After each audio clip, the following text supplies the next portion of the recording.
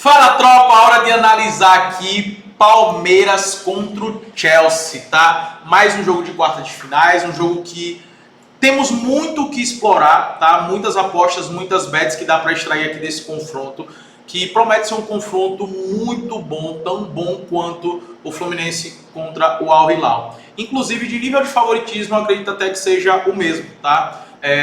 Assim como eu disse no vídeo do Fluminense contra o Al Hilal, que o Al Hilal tinha um leve favoritismo, aqui também eu vejo um leve favoritismo para o Chelsea. Isso não quer dizer que eu já estou aqui afirmando e dizendo que o Chelsea vai se classificar. Calma, vou analisar esse jogo aqui para você. Óbvio que devido aos desfalques do Palmeiras, o Chelsea aumenta um pouco mais o favoritismo, né? E também pela qualidade do elenco, do sistema ofensivo do Chelsea, aumenta o favoritismo diante do Palmeiras e por tudo que o Palmeiras vem desempenhando nesse Mundial, do que o Al Hilal contra o Fluminense, né? Mas aqui também nós temos um confronto bem equilibrado, assim como eu acredito que vai ser todos os jogos dessas quartas de finais, semifinais e finais, e que tem surpreendido bastante esse Mundial, né? Não é à toa que o Fluminense eliminou o Inter de Milão, o Chelsea acabou passando em segundo e não em primeiro, assim como o Bayern de Munique, assim como também o Al Hilal eliminou o Manchester City, resultados assim surpreendentes, e esse Mundial vem surpreendendo a todos, estilo muito parecido com a Copa do Mundo de Seleções, tem sido a Copa do Mundo de clubes, tá? Já curte o vídeo, já se inscreve no canal que eu vou analisar detalhadamente esse jogo e também os outros jogos que estão por vir, como PSG e Bayern de Munique e também o Real Madrid contra o Borussia Dortmund. Lembre de se inscrever logo, tá? Para você ter acesso a essas apostas. Aqui é um canal de aposta. Aqui é um canal de análise e aposta, tá? Então vai te ajudar bastante. Já deixa aqui também no comentário qual o placar você acredita que vai ser entre Palmeiras e Chelsea, beleza? Vamos lá, só para relembrar aqui, o Palmeiras entrou em um grupo que, quando a gente viu o grupo, a gente colocava o Palmeiras em primeiro e o Palmeiras passou em primeiro. Só que não foi tão fácil como a gente achou que seria, né? O Palmeiras em primeiro enfrentou o Porto, jogou melhor do que o Porto, mas não conseguiu vencer. Esse mesmo Porto que foi eliminado, que perdeu o jogo contra o Inter Miami e que empatou contra o Al Ahly, um Porto que no início, ali na primeira rodada contra o Palmeiras, a gente achava, olha o que o Palmeiras fez diante do Porto, né? Mas depois a gente viu que era muito a fragilidade do Porto, que o Porto não era esse time todo que a gente imaginava, que alguns imaginavam, porque eu não imaginava, tá? Que seria, tá? Então, foi um bom jogo do Palmeiras. Depois o Palmeiras fez um jogo ok contra o Al Ahly, mas conseguiu a vitória, que era o mais importante. E contra o Inter Miami, um time que era o mais frágil, um time que era cotado para ser o último até do grupo, o Palmeiras foi muito mal, né, velho? O Palmeiras foi muito mal. Tomou 2-0 e conseguiu um empate ali na luta, né, no final, até um empate heróico. Mas a verdade é que o Palmeiras não merecia nem o empate, tá? Merecia a derrota, porque foi dominado pelo Inter Miami. Mas avançou de grupo, avançou na primeira colocação, enfrentou o Botafogo. Até então, antes do jogo do Botafogo, tinha sido o pior brasileiro em termos de desempenho, né? Tô falando de desempenho, porque passou em primeiro, porque o importante é passar. Mas em desempenho em campo tinha sido o pior brasileiro. Só que aí veio o jogo contra o Botafogo e contra o Botafogo o Palmeiras, cara, simplesmente jogou bola. E o Botafogo foi muito covarde, né? E o Palmeiras, merecidamente, na prorrogação, acabou passando. Mesmo o Botafogo sendo muito covarde, o Palmeiras só foi conseguir fazer um gol na prorrogação, com muita dificuldade. E o ataque do Palmeiras nesse Mundial tem tido essa dificuldade, né? Tem tido essa dificuldade na criação.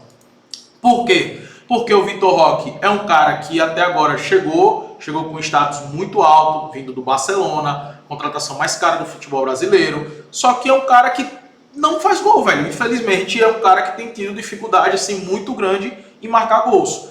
Então não tem entregado o que é para ele entregar nesse Palmeiras, que é o gol, não tem feito. É um cara que contribui sem bola, é um cara que ajuda na marcação, é um cara que ajuda na construção, mas não entrega aquilo que ele foi contratado para entregar, que é gol. Então o Palmeiras tem tido muita dificuldade em marcar gols. O Estevão tem oscilado também nesse Mundial de Clubes. Não vem jogando mal, mas também não vem desempenhando aquele futebol que a gente olha e fala, pô, tá jogando pra caramba, tá jogando aquele potencial que a gente vê que ele tem. Pode ser que nesse jogo contra a equipe que ele vai agora, ele desperte e jogue muito mais.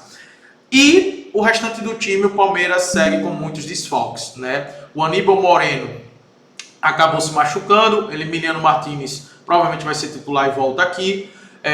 A zaga do Palmeiras inteira para esse jogo, inteira reserva, né? É só o Giai, continuou aqui, e aí vai fazer essa linha com 3 zagueiros, com o Bruno Fux, o Mikael e o Giai. O Murilo acabou lesionado, fora. O Gustavo Gomes, suspenso, fora. O Aníbal Moreno, suspenso, machucado, desculpa, fora também. E o Piquerez, que para mim também é um grande desfalque do Palmeiras, fora. E aí entra Vanderlan, Fux, Mikael. Cara, assim, são 3 jogadores importantíssimos e os pilares do Palmeiras, não só no Mundial de Clubes, como na temporada também, tá? É uma perda muito grande para o Palmeiras. O Palmeiras vai ter dificuldade aqui. Por isso que o Abel provavelmente vai entrar com esse esquema tático aqui, que o SofaScore está nos fornecendo, com essa linha de 3, né? Com o Mike e o Vanderlan, com o Emiliano, o Richard Rios, o Alan, que é um cara que volta bastante para marcar, e lá na frente o Estevão e o Vitor Roque. Um time bem defensivo, né? Então, qual é o cenário que eu imagino que teremos aqui? Um Palmeiras totalmente fechado, buscando jogar por uma bola, buscando jogar no contra-ataque. Não vejo o Palmeiras fazendo aquela intensidade na marcação do Chelsea, né? Pressionando a saída de bola do Chelsea. Eu não vejo o Palmeiras fazendo isso, eu vejo o Palmeiras com bloco baixo jogando no contra-ataque. E o Chelsea sim aí jogando de maneira bem ativa, de uma maneira que eles gostam e se sentem mais confortável de jogar, diferente de como atuou contra o Flamengo, tá? O jeito do Palmeiras jogar e do Flamengo são completamente diferentes, não o nível de qualidade técnica dos jogadores, mas a forma que o time joga taticamente é bem diferente. E o time do Flamengo incomodou muito o Chelsea por conta dessa pressão na saída de bola, né? E o Chelsea, por ter marcado um gol logo cedo, deu a bola para o Flamengo, e o Flamengo é um time que sabe muito bem jogar com a bola. O Palmeiras se sente mais confortável em jogar de maneira reativa, tá? Então, por isso que eu vejo o Chelsea aqui tomando as iniciativas da partida, né? E tendo uma posse maior, pressionando mais, até pela qualidade ofensiva que o Chelsea tem, né? Com o Palmer, com o Enzo, com o Pedro Neto, com o Delap lá na frente, esse quarteto de jogadores que apoia muito bem. É óbvio que o Chelsea também tem um grande desfalque, que é o Caicedo, né? O principal desfalque aqui do Chelsea, que está suspenso. E é uma perda muito grande porque é o cão de guarda desse time, é o cara que impede esses contra-ataques que o Palmeiras vai ter, né? O pulmão do meio-campo desse time.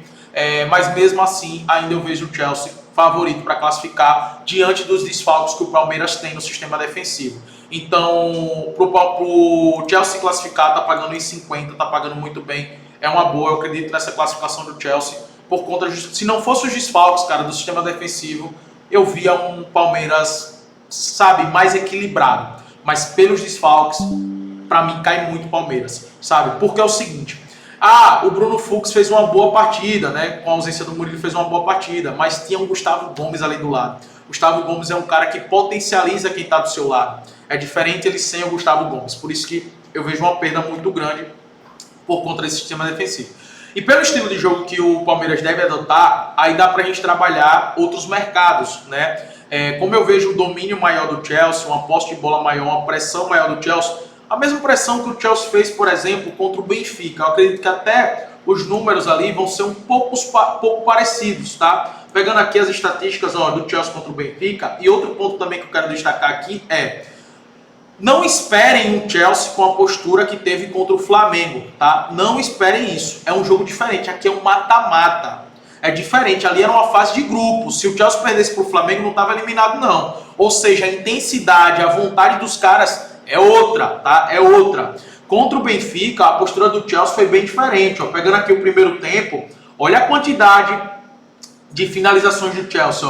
7 finalizações, sendo uma grande chance, 4 defesas do goleiro do Benfica, tá? 4 escanteios para o Chelsea, ou seja, um domínio do Chelsea, até na posse de bola mesmo, diante do Benfica. No segundo tempo, a mesma coisa, o Benfica só foi sair depois para poder, que tomou o gol, né? Quando tomou o gol, ele teve que sair mais, mas olha a diferença aqui, a diferença de escanteios, 10 escanteios para o Chelsea, 2 apenas para o Benfica. 7 defesas do goleiro do Benfica. 22 finalizações do Chelsea. Então, assim, foi um jogo onde o Chelsea amassou o Benfica e o Benfica jogou de maneira reativa. Mesmo assim, conseguiu um empate com um pênalti nos 95 minutos. Levou para a prorrogação, mas na prorrogação o Chelsea foi lá e destruiu a equipe do Benfica. Mas eu vejo um cenário muito parecido nessa prévia aqui de Palmeiras e Chelsea. A não ser que o Chelsea faça um gol logo nos primeiros minutos ali, e aí o Palmeiras precisa sair, realmente vai sair, e aí vai ficar um jogo mais aberto.